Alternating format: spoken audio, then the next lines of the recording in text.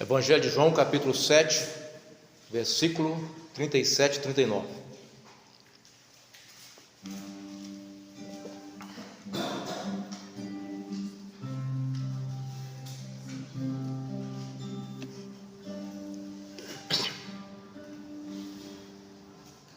Amém?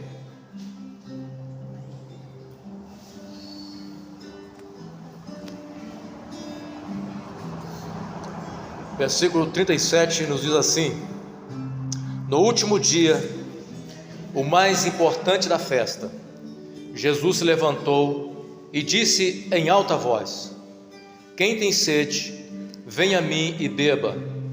Pois as Escrituras declaram: rios de água viva brotarão do interior de quem crer em mim.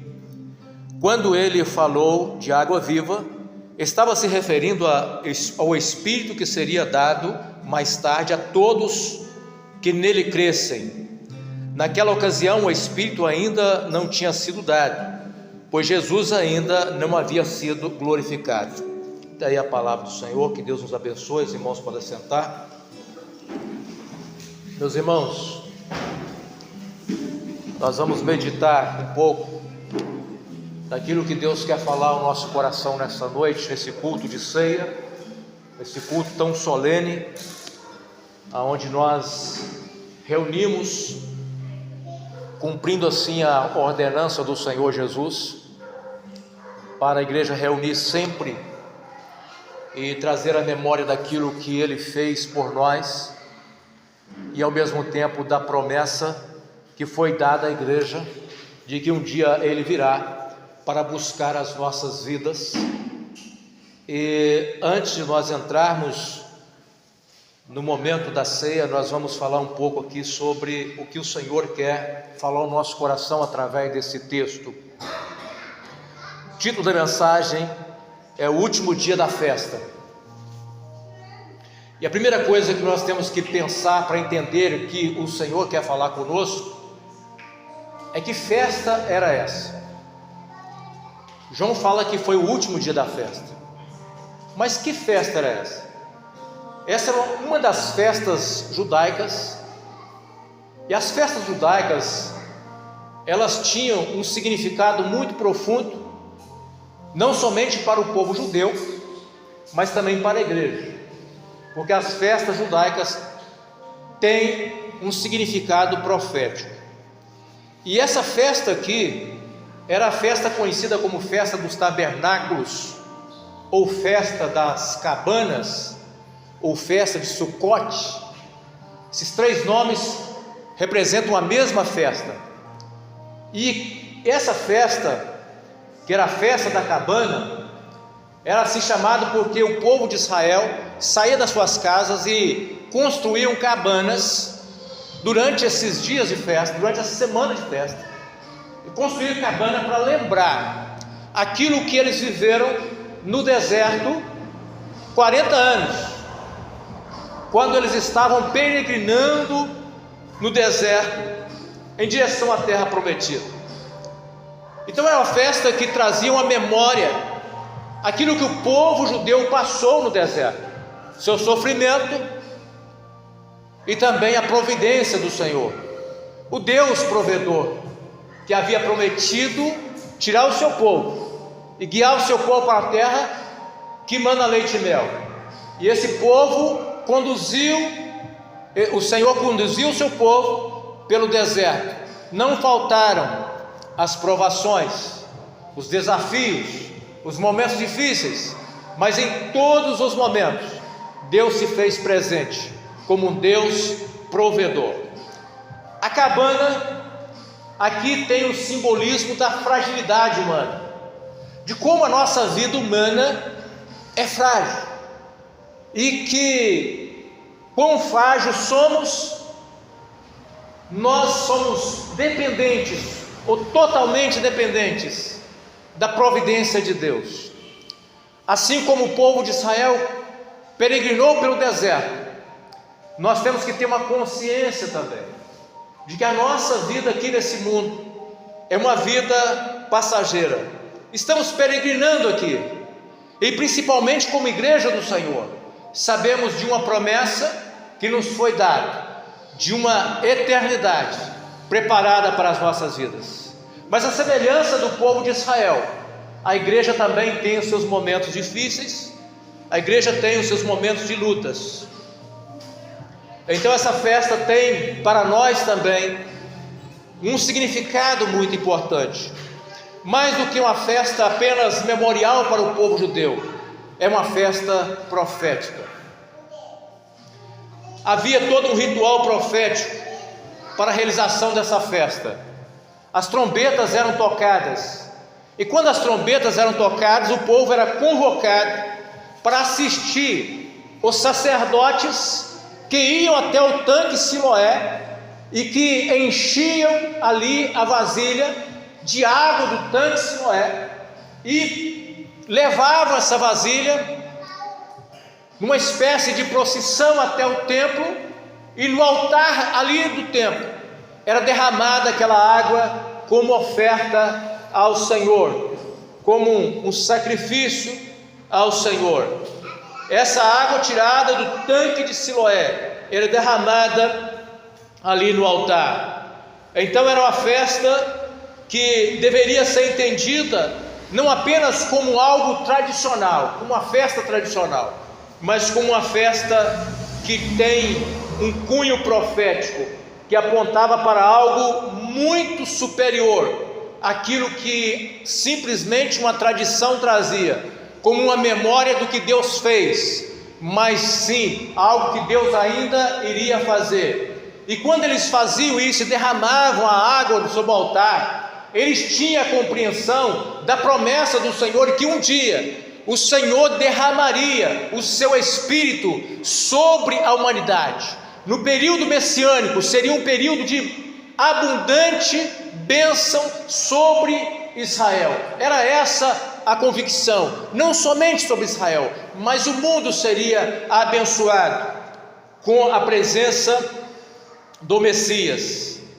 E exatamente quando eles estão aqui comemorando essa festa, que acontecia durante uma semana, e no último dia da festa, algo acontece, havia alguma coisa diferente naquela festa. E a diferença naquela festa é que o Senhor Jesus estava presente naquela festa, naquele último dia. Isso fez toda a diferença na festa dos judeus naquele momento. E podemos dizer uma coisa: a cada culto que a igreja reúne para oferecer a Deus, o que faz a diferença não é a presença do pastor, não é a presença de um bom instrumentista, não é a presença de um bom cantor, é a presença do Senhor Jesus presente em cada culto que nós reunimos para adorar ao Senhor. O que faz o total diferença na nossa vida é essa consciência de que nós estamos aqui, irmãos, adorando um Senhor que se faz presente em nosso meio através do seu Espírito. Ele está aqui para colher as nossas adorações, os nossos louvores, mas também está aqui para nos abençoar, seja qual for a sua necessidade, seja qual for o seu problema. Lembra, estamos diante de um culto aonde o Senhor, que faz toda a diferença, está presente. Louvado seja o nome do Senhor, para abençoar as nossas vidas, ou para abençoar a todos nós. Não há acepção de pessoas. Jesus tem e quer abençoar todos nós nesse culto, nessa noite. Havia a participação do povo na festa, e a participação do povo na festa é que o povo trazia sempre ramos de palmeira e marchava ao redor do grande altar. Era esse o ritual que o povo fazia. E ali tinha a participação, como já foi dito, do sacerdote que derramava a água sobre o altar.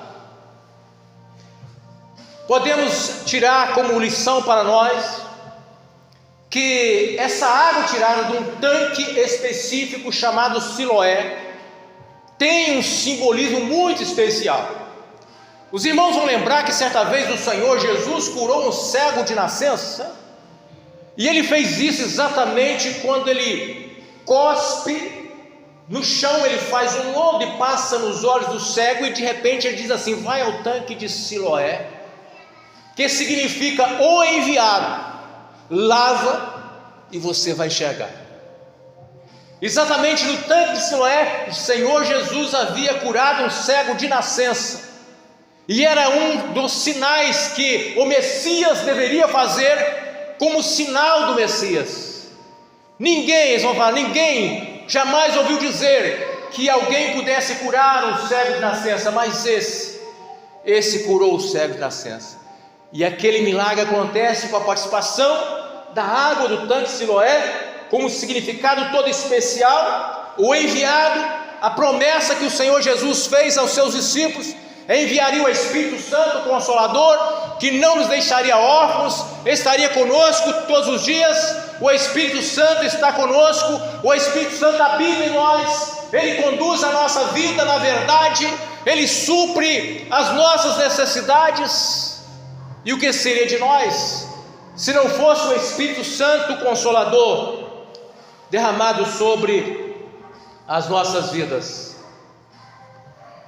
Aquela água que era derramada ali, irmãos, para Israel, o memorial do milagre que Deus fez no deserto, quando o povo teve sede e Deus fez brotar a água da rocha, e a água jorrou da rocha, e eles não podiam esquecer o que Deus havia feito por eles durante a peregrinação no deserto. E no último dia da festa, eles rodavam 7 vezes em volta do altar, e esse ato de rodear 7 vezes em volta do altar era um memorial daquilo que Deus havia feito também para o povo judeu, quando eles estão tomando posse da terra prometida, e eles estão ali para entrar em Jericó e tomar posse de Jericó, e o muro está ali diante deles, e o Senhor dá uma ordem: rodam 7 vezes em volta do muro. E no último dia eles rodavam, durante a semana, mas no último dia eles rodavam 7 vezes, e eles gritaram, e Deus derrubou o muro, e eles tomaram posse. Então tudo isso era um memorial do que Deus havia feito ali no passado para com o seu povo. As palmeiras, já falamos da fragilidade humana, mas tudo isso, irmãos, apontava para algo muito superior, ou para uma aliança superior à antiga aliança. A nova aliança tem algo muito superior à antiga aliança. Enquanto a água que fora derramado, que eles tiraram do tanque de Siloé e derramava sobre o altar, aquela água se acabaria. Mas o Senhor estava falando, quando ele convida no último dia da festa, ele se coloca de pé e ele chama o povo, atenção para si. E ele faz uma promessa, e essa promessa, o próprio João vai dizer que quando o Senhor Jesus oferece água para eles tomar, água viva, quem tem sede, vem a mim e beba. O Senhor Jesus estava querendo dizer do Espírito Santo que seria derramado sobre todo aquele que crê no Senhor Jesus. Ou seja, aqui nós vemos algo superior a todo aquele ritual da antiga aliança, porque enquanto as águas do Siloé eram poucas águas, o Senhor prometia um rio de água, que uma vez derramada sobre a igreja, não parava de correr mais. E o Senhor dizia que cada um de nós, cada crente, recebe o Espírito Santo na sua vida, e nasce dentro de nós um rio, uma fonte de água que salta para a eternidade. O que o Senhor Jesus queria mostrar com tudo isso é que o propósito do Senhor com seu Espírito é não simplesmente descedentar a sede da nossa alma, mas fazer de nós instrumentos nas mãos do Senhor, para que outros também sedentos possam, através, quem sabe, de uma palavra nossa, quem sabe de um testemunho nosso, quem sabe de algo, de uma oração, de alguma coisa, movido pelo Espírito, que nós possamos fazer aquelas pessoas também possam experimentar a bênção que nós hoje experimentamos com a presença do Espírito Santo nas nossas vidas. O Espírito Santo seria derramado depois da morte e da ressurreição e da glorificação do Senhor Jesus e da ascensão do Senhor Jesus. O Senhor orientou os seus discípulos que aguardassem aquele momento tão especial, quando o Espírito Santo seria derramado sobre a igreja. O último dia dessa festa tem um significado para o povo judeu que trazia a ideia de a grande salvação. O último dia representava a grande salvação. A grande salvação. E o povo judeu sempre tinha a expectativa de uma grande salvação, de um período messiânico, de uma promessa, de um avivamento que viria. Apesar de ter todo esse ritual na mão, grande parte do povo judeu não conseguiu reconhecer no Senhor Jesus o Messias de Deus. A maior parte ficou longe desse projeto tão especial e desse momento tão especial que nós, como igreja do Senhor, estamos vivendo. Quem tem sede era a palavra do Senhor Jesus, era o convite do Senhor Jesus. E sobre a questão da sede, eu quero trazer aqui um comentário de João Calvino, que é muito interessante a respeito disso. Abre aspas: se alguém tem sede, por essa cláusula, ele exorta todos a participar de suas bênçãos, desde que, a partir de uma convicção de sua própria pobreza, desejem obter assistência. Pois é verdade que todos somos pobres e destituídos de todas as bênçãos, mas está longe de ser verdade que todos são despertados pela convicção de sua pobreza em buscar alívio. Daí resulta que muitas pessoas não mexem um pé, mas miseravelmente murcham e decaem. E há mesmo muitos que não são afetados pela percepção de seu vazio, até que o Espírito de Deus, por seu próprio fogo, acenda uma fome e a sede em seus corações. Pertence ao Espírito, portanto, fazer com que desejemos a sua graça. Maravilhosa observação de Calvino a respeito da sede. Por que muitos não estão aqui hoje? Porque muitas igrejas nesse momento estão vazias? Porque muitas pessoas estão longe? Porque exatamente isso. A menos que o Espírito de Deus mova o coração do homem e o faça enxergar a sua condição de pobre e necessitado, e que acenda de fato no interior do homem uma chama que coloque uma sede pela presença de Deus e pelo alívio da alma, o homem continuará caminhando longe da presença de Deus, caminhando para a destruição. É Deus que vai operar. Nós precisamos da operação de Deus, nós precisamos do agir do Espírito. E se hoje nós estamos aqui, louvamos ao Senhor, porque a graça de Deus nos alcançou. O Espírito Santo de Deus agiu na nossa vida um dia, e esse agir do Espírito nos fez enxergar quem somos nós. E enxergando quem somos nós entendemos o quanto nós precisamos da graça e da misericórdia desse Deus que nos salvou e que nós reunimos para adorá-lo.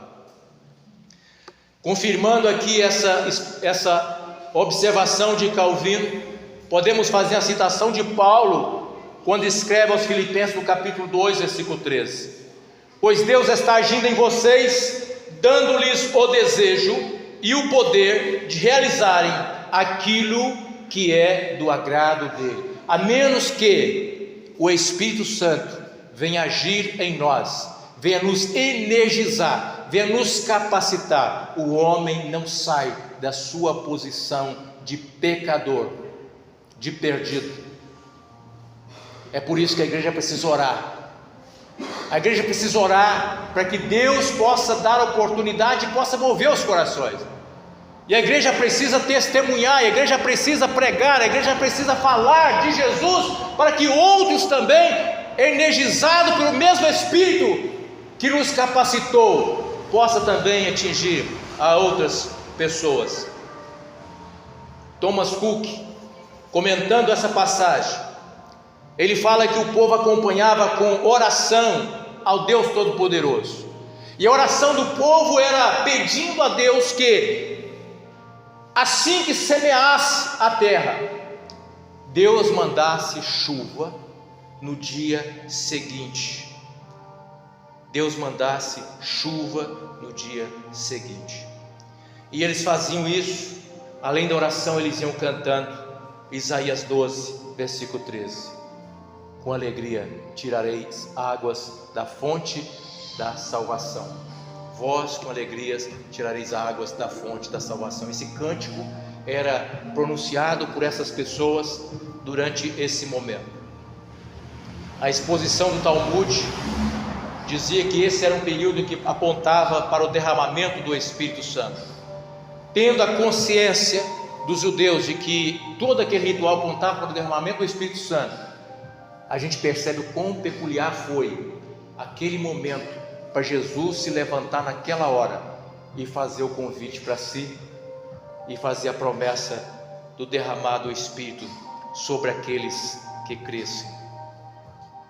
Jesus sempre aproveitou os momentos para trazer o homem à sensibilidade e para, de uma forma especial, levar o homem a entender o momento que ele estava vivendo, a necessidade e a promessa e a proposta de Deus. Jesus era mestre em aproveitar circunstâncias. Precisamos aprender com o Senhor, precisamos aprender com Cristo a aproveitar as circunstâncias, que possamos buscar ao Senhor sabedoria, que o Espírito Santo nos dê sabedoria, para que, aproveitando as circunstâncias, nós possamos falar as palavras certas, na hora certas, com as pessoas certas, para que elas possam também alcançar uma bênção. Jesus ficou de pé em alta voz. Agora não era o toque da trombeta que estava convocando o povo para a reunião solene. Agora era mais do que o toque da trombeta. Quem convocava o povo agora é o próprio Senhor Jesus. Mais importante do que os rituais é a pessoa do Senhor. Todo o ritual na antiga aliança era sombra das coisas futuras. Estamos estudando isso na carta aos Hebreus. Era sombra das coisas futuras. Mas aqui estava alguém que era maior do que os rituais. Ele era o cumprimento de toda a profecia dita pelos profetas. E Jesus chamava o povo a vir e a beber, tomar da água. Essa promessa foi feita, foi falada por vários profetas a respeito desse momento solene. Isaías falou, Ezequiel falou, Joel falou, Zacarias falou do momento derramado do Espírito, que o Espírito Santo seria derramado como uma chuva, como uma água que descia sobre o homem. Assim aconteceria na vinda do Espírito Santo sobre a igreja. E quais seriam os efeitos esperados do Espírito Santo na vida do homem, na vida da igreja? Além do momento de felicidade, além de satisfazer a necessidade da alma, o Espírito Santo agora enchia e capacitava os apóstolos e a outras pessoas além dos apóstolos, para que compreendesse a revelação do Evangelho, e agora, compreendendo as verdades do Evangelho, saísse pelo mundo para anunciar essas verdades, não apenas como gotas de águas que caíram sobre o povo judeu na antiga aliança, mas agora, como uma verdade abundante sendo revelada pelo Evangelho e agora endereçada a todas as criaturas, a todos os homens, em todos os cantos. E agora eles saíam como rios divino, rios da sabedoria divino, rios do conhecimento divino, para encher de conhecimento aqueles que estavam sedentos do conhecimento de Deus e da sua verdade. Bom, a igreja tem essa missão: levar o conhecimento da verdade ao mundo, produzir efeito no mundo onde a igreja está, modificar o ambiente. E nós pensamos: o que deu errado? O que está acontecendo com a igreja Sal da Terra? O que está acontecendo com a igreja Luz do Mundo? O que tem sido eu na minha vida, no meu lugar de trabalho, na minha casa, no meio da minha família? O que é você, aonde Deus te colocou? O que você tem sido?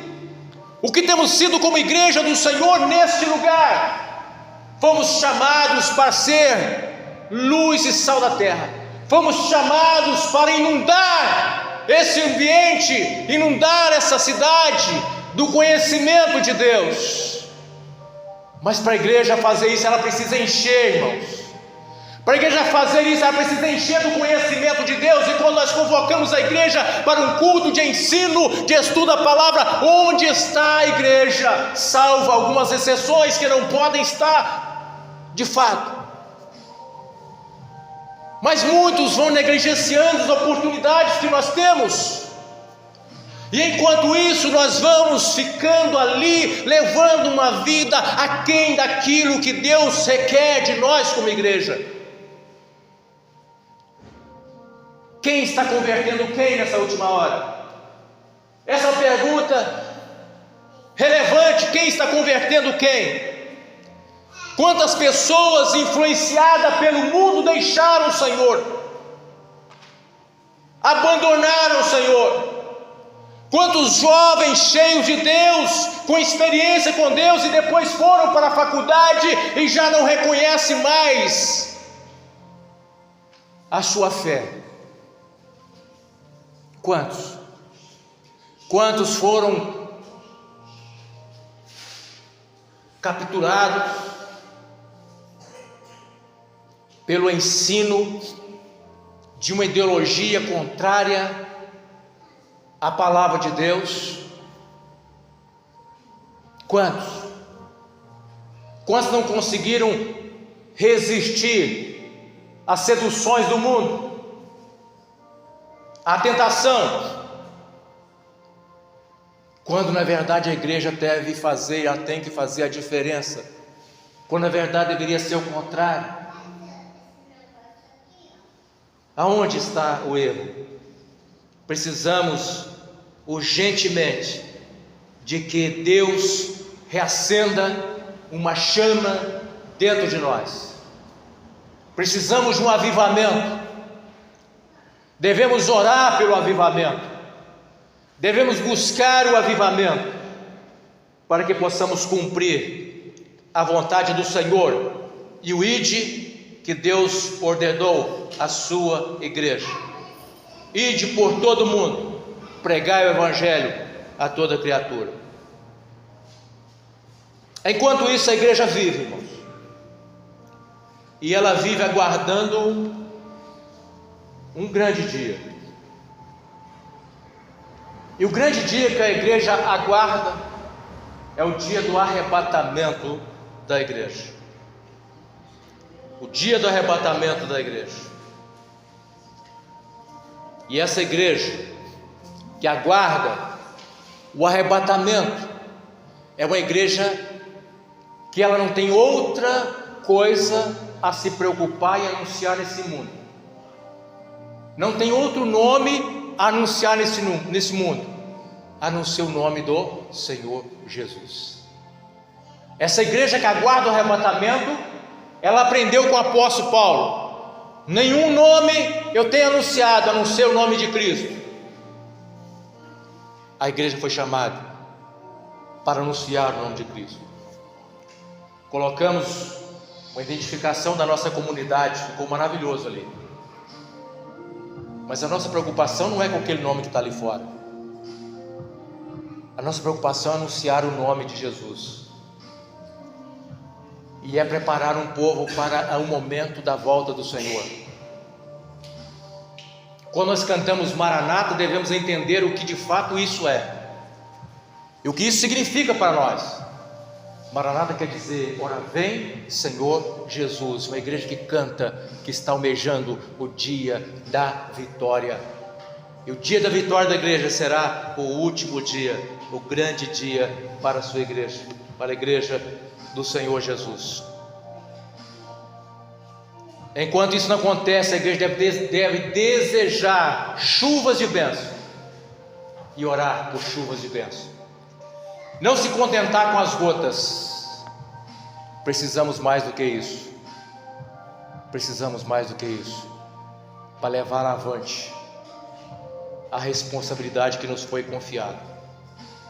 O último dia, o grande dia. Nós vivemos dias nesse mundo, irmãos, cada um de nós. E nos dias que nós vivemos nesse mundo de peregrinação aqui nessa vida, nós fazemos planos, cada um de nós. E não há nada de errado em fazer planos, faz parte. Não podemos deixar de pensar nisso.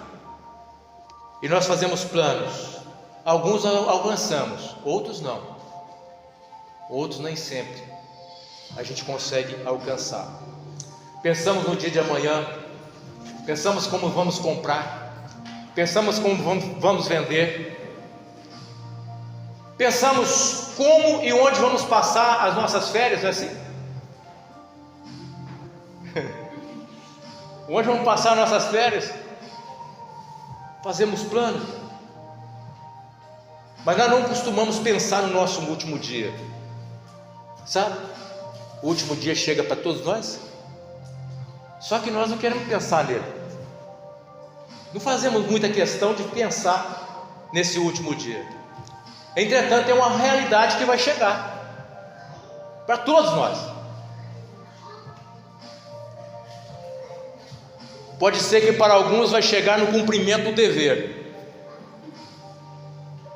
Às vezes um policial que é alvejado numa troca de tiro com um bandido, cumprindo o seu dever na sua função. Não importa como, um dia vai chegar.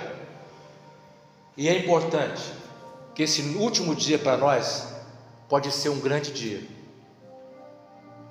Pode ser um grande dia. E para muitos o último dia é de fato um grande dia. Sabe por quê? Porque a certeza de que está passando dessa vida de peregrino para uma eternidade com Deus, deixando essa vida de sofrimento para uma vida de gozo eterno. Que coisa melhor do que essa convicção, do que essa certeza?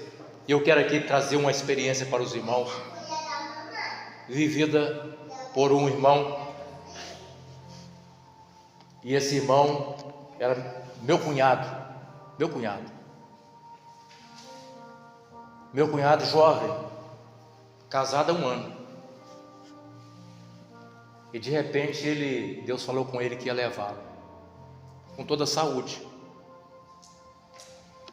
E ele começou a colocar um louvor, irmãos, e começou a ouvir um louvor o dia inteiro, o mesmo louvor. Eu vou ler para os irmãos um pedacinho da letra do louvor que ele ouviu o dia inteiro. É um louvor do grupo Logos, e esse louvor diz assim: de repente vou subindo sem saber, e ouço uma voz lá no céu, e ela está chamando o meu nome. Eu sinto que é Jesus. Até parece um sonho que se torna real, pois tanto tempo esperei por Jesus. E as tristezas desse mundo já ficaram para trás.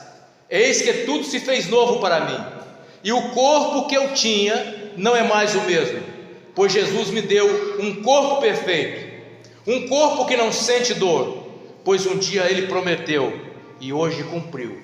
Ele é fiel. E ele ouviu esse louvor várias vezes durante o dia, e eles fizeram uma viagem, e naquela viagem eles sofreram um acidente, e naquele acidente havia 4 pessoas naquele carro, e o único que teve traumatismo craniano e que partiu para os braços do Senhor foi o meu cunhado. Um grande dia para ele, porque ele teve a convicção de que o momento dele tinha chegado e que ele ia agora desfrutar das bênçãos do Pai preparado para as nossas vidas. Que Deus nos abençoe, irmãos, que Deus nos abençoe, que possamos buscar a cada dia encher do Espírito de Deus e viver mais próximo com Deus, esperando também nosso grande dia. Se não for com a igreja sendo arrebatada e nós vivos, pode ser de outra forma.